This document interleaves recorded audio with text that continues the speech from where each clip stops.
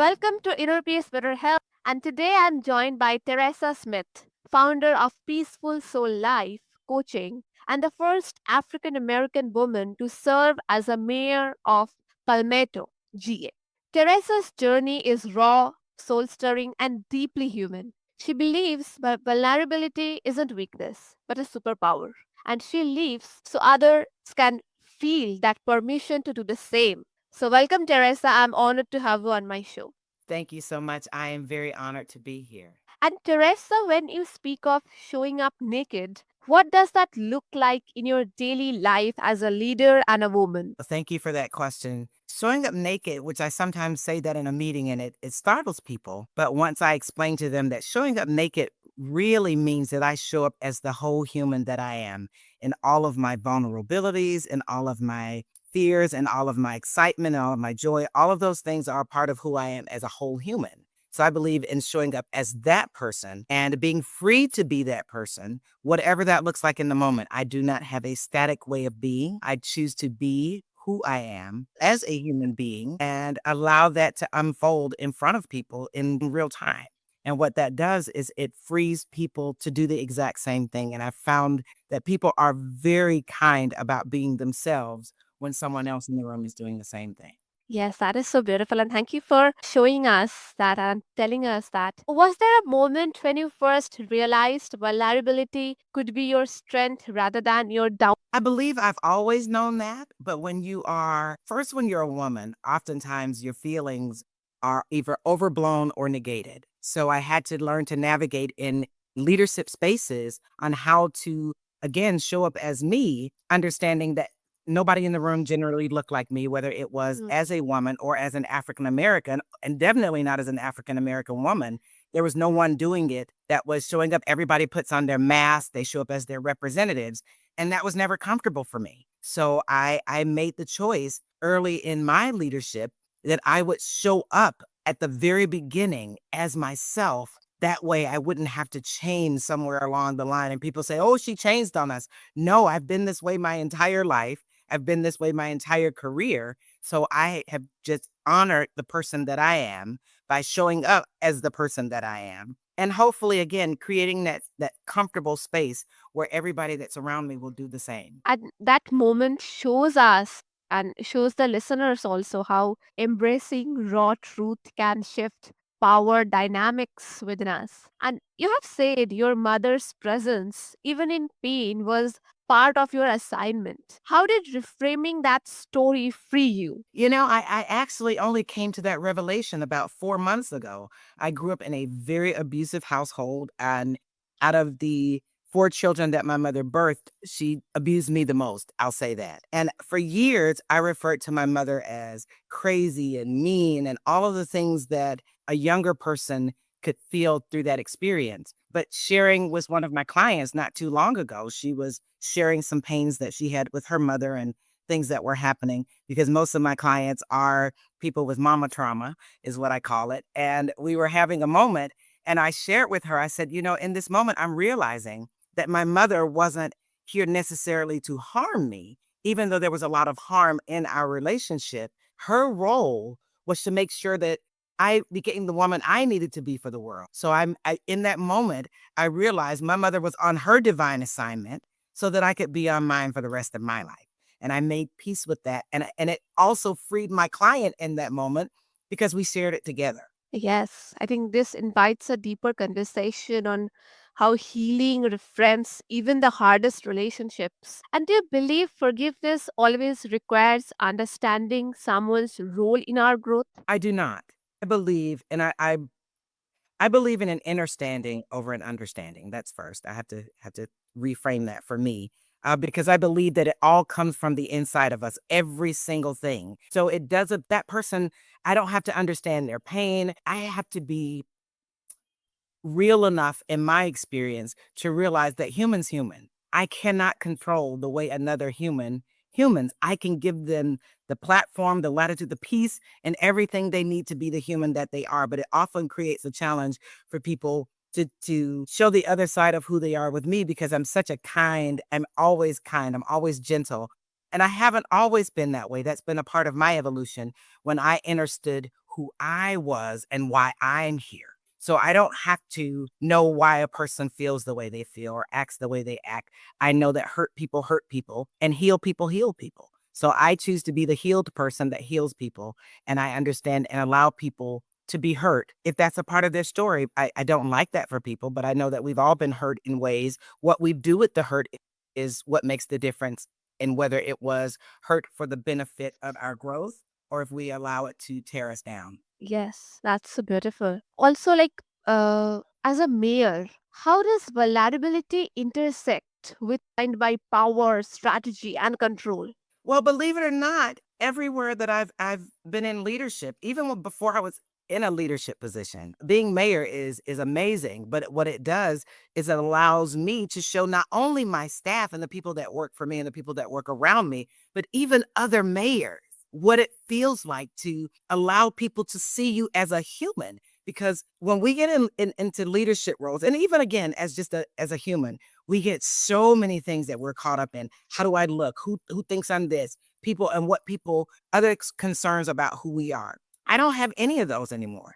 I literally just believe if I show up as Teresa, and I tell people I'm Teresa that happens to be the mayor. I'm not the mayor because a lot of people get caught up on titles and positions and degrees and all of the things, accolades, the things that they've earned to tell other people that they're a good human, but it doesn't always translate to being a good human. So if we show up in those spaces, particularly as the leader that shows up as the human, yes, I hurt. Yes, I cry in front of my staff. I cry in front of my constituents because I need them to know that as a human, I emote. Yes, I'm nice and happy and friendly, but when things hurt me, and sometimes things hurt me when I can't help someone, that may hurt me because I inherited a city from a person who was mayor for 38 years and never did anything for the people. So now, because I am of, for, and by the people, I am the people. I do all the things for the people. And when I can't help them, it hurts me. Or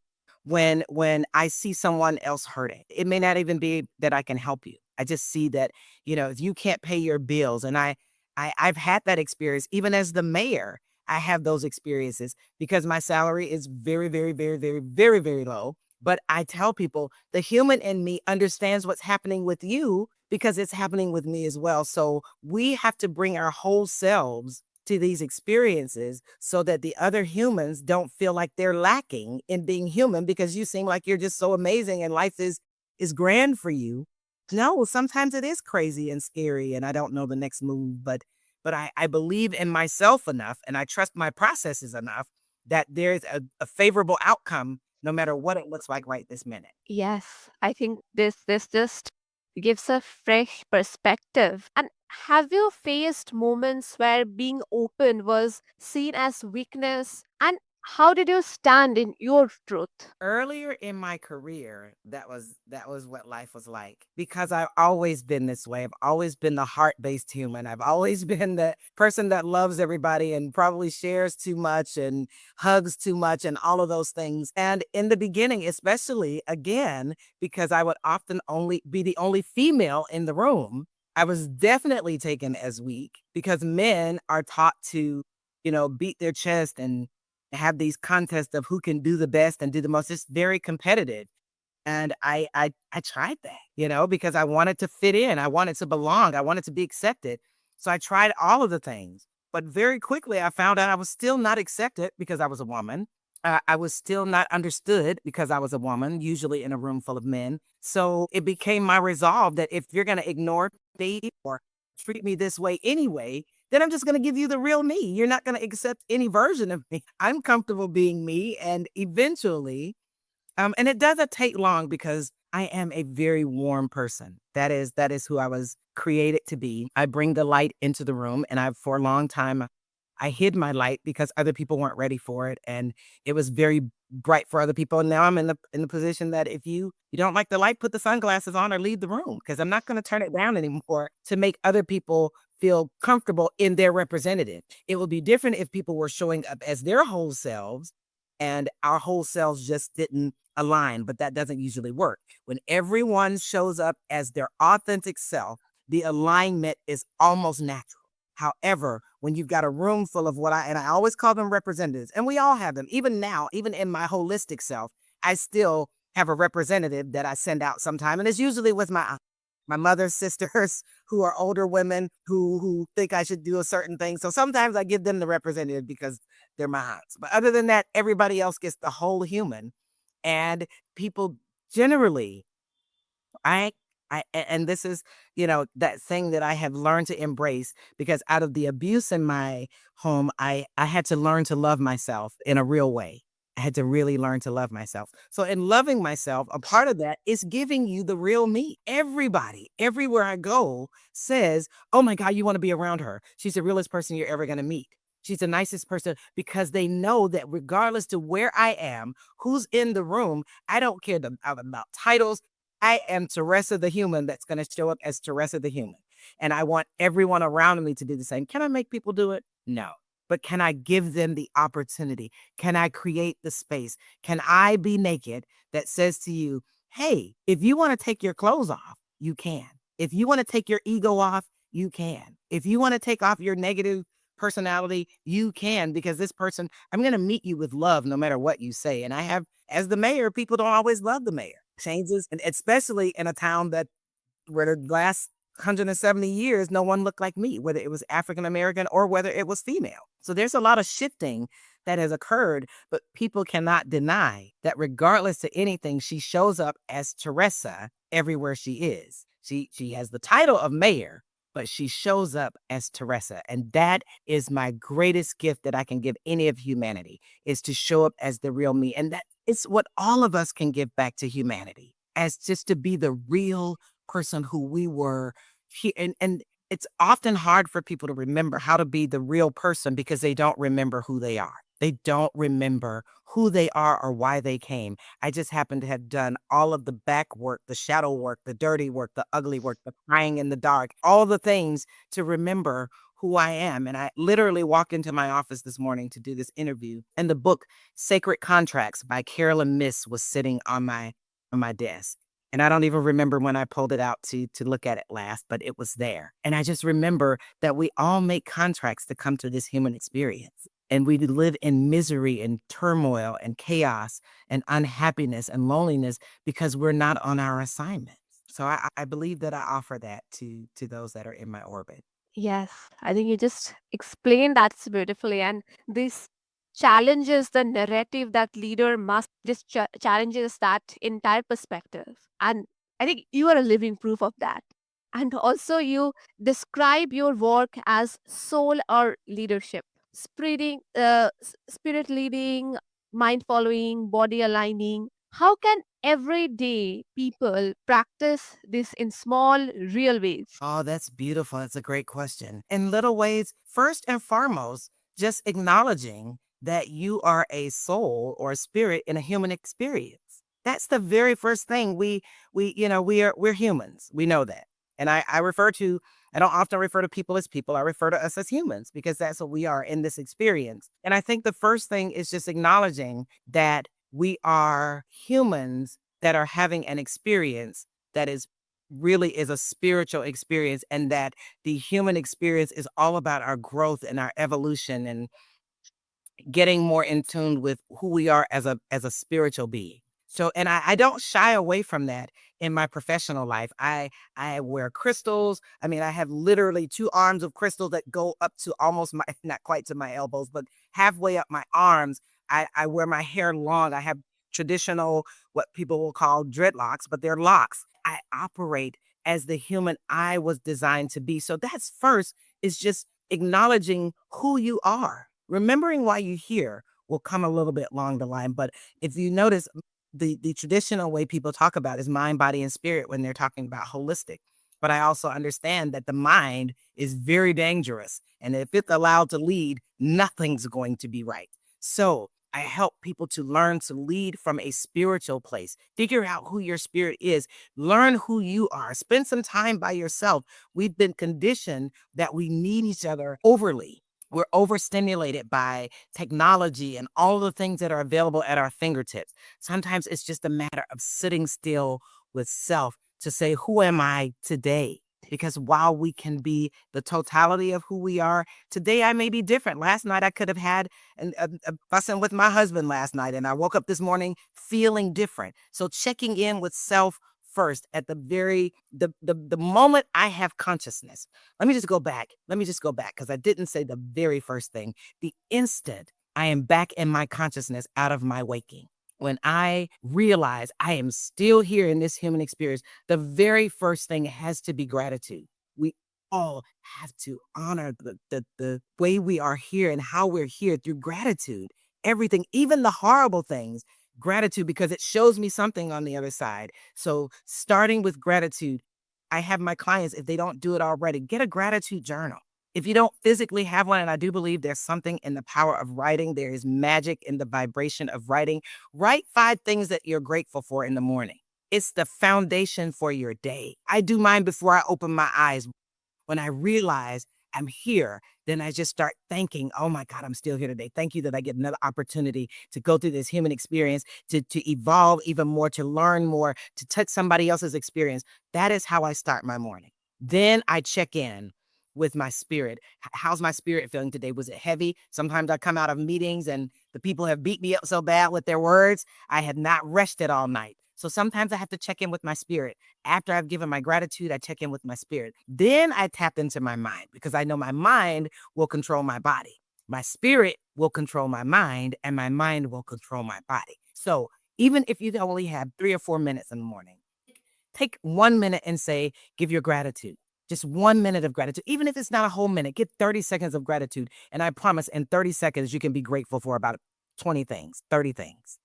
After that, spend another minute or so just checking in with your soul. How did I rest last night? Because rest is in my mind an abbreviation for restoration. So when I'm resting at night, I should be restored when I wake up in the morning. Is my spirit restored? Is my body restored? Is my mind restored? Because a lot of things happen in the realm of sleep that puts us into a better place the next morning, depending on how you went to sleep the night before.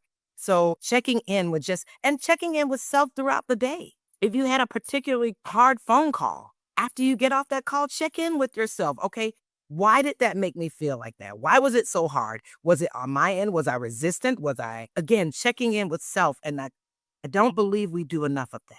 We can check on everybody else. I can call you and check on you. I can send you a text message. I can walk past you and ask you how you are. But how many of us look in the mirror and ask ourselves, how are you today? Do we look in the mirror and tell ourselves we love you? Do we encourage ourselves in the mirror? So little things about just encouraging yourself. Maybe you don't like all the things, but that one thing you can encourage yourself about. Encourage yourself in that one space and see how that grows. I write affirmations and complimentary words on my bathroom mirror with a dry erase marker. And that way, even if I don't remember to say them to myself, my consciousness sees it on my mirror and I don't have to read the words to know. I don't have to read them audibly. My brain works. I can read and I see it, and automatically that is in me because I saw it. I read it. So again, little things. That is one of the greatest gifts you can give yourself is a dry erase marker to your bathroom mirror. Yes, I think practical takeaways help listeners to connect spiritually with daily resilience. And also, many people wear masks just to survive. And what is the first step towards safely peeling those masks away? I believe that the first thing is to make peace with the fact that you're taking the mask off. That alone is very scary because, again, we don't want to be vulnerable. We don't want anybody to know what we look like behind the mask. We don't want, so the very first thing is you may have to sit with yourself for a little while and say, okay, I'm about to take the mask off. Every summer as a kid, it would take me the entire summer to build my nerve up to dive off the diving board.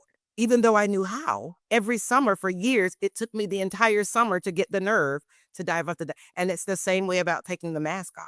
You got to get the nerve to do it first, and then you've got to make the commitment to do it. And then once you get the nerve to do it and you make the commitment to do it, then you take a little baby step. Just a little, just stick your toe in the water first. Don't take off the entire mask. Just peel back around the ears a little bit maybe and see what that feels like and do it gradually. We A lot of times we want the instant gratification of everything that we're doing. We are in a microwave society, and I often tell people we want microwave solutions to crock pot issues. We cooked it in the crock pot. It took forever to make it, but we want it to be fixed overnight. And this is one of those experiences where it may be as long as it took for you to put the mask on and perfect it. And again, women not only put on a mask, we put makeup on our mask. So we sometimes have to take off the first layer of makeup just to get to the mask. But being okay with other people not being okay with you. That is the biggest part, is making peace that everybody is not going to embrace the changes that you make. If nobody everybody didn't embrace who you were in the beginning. So, which is often why we make changes, because we know that we are not being our true selves, and it's so uncomfortable. And after a while, we can get very comfortable being uncomfortable, but many people have decided or are deciding that this is no longer the way I want to live. We're moving into the age of Aquarius. And I believe that this is the revelationary period that comes along with moving into a new constellation, into a new horoscope. And the world is going to be open and free, and we'll see what this looks like on a broader scale. I happen to be an Aquarius, so I'm very excited for this. Yes, absolutely. And listening to you, I see a leader who is both powerful and deeply human. And you seem to really embrace the vulnerability as if, like, it's almost the secret in. And if after this my listeners want to connect with you, then what's the best way? Well, the best way is I do have a website. I am rebranding a lot of the things. One of the gifts that was given to me was we're going to transform ourselves, transformational leadership. So it's transform her. And I am on Instagram, I am at Mayor Teresa, at Mayor Teresa. Also, my website is peacefulsoulLC.com. And you can reach me through that. I check my emails every day to make sure that I am available to the people who are reaching out. Yes, and I will make sure to attach all these details and links below so that the listeners can find them easily and get in touch with you. Because, like, I used to feel that vulnerability and powerfulness is like a two opposite, like as to opposite, but as qualities that actually strengthen each other. And to all my listeners, what a powerful conversation. Teresa reminds us that vulnerability doesn't strip us down; it reveals our strength, dignity, and worth. Showing up as naked is an act of courage that frees not only us, but everyone around us. If her story moved you and the Transform Her initiative. Until next time, remember your soul's honesty is the path to your greatest health and peace. Thank you.